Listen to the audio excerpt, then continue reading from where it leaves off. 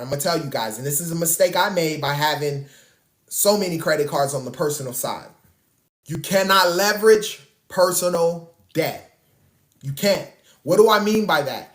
If you had 2 credit cards with a $50,000 limit, which is what I had at one point, but I had like 7 credit cards, but 2 of the credit cards I had 6 figures, $100,000 limit, 50,000, 50,000.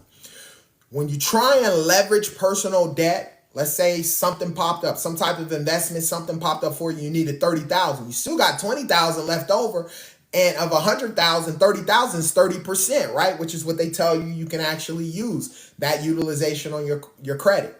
At the 30,000, if you're investing, most of the time, if you invest in something, let's say you're fixing a house, flip and fix. That's what I did. Fix and flip on a house. You spend 30 grand.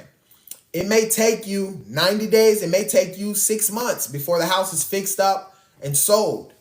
You pay the minimum payment, right? We're almost at 20,000 likes. Thank you, Stacy B, for putting that in there. If you pay the minimum payment, Travel Babe, thanks for the follow.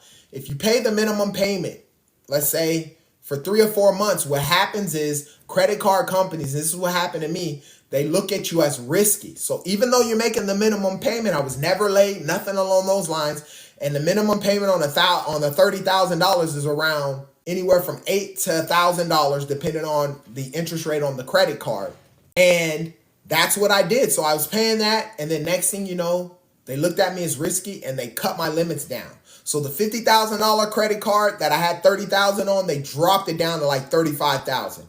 And then what ended up happening is my other credit cards, they dropped the limits on those and I didn't even have a balance because they looked at me as risky.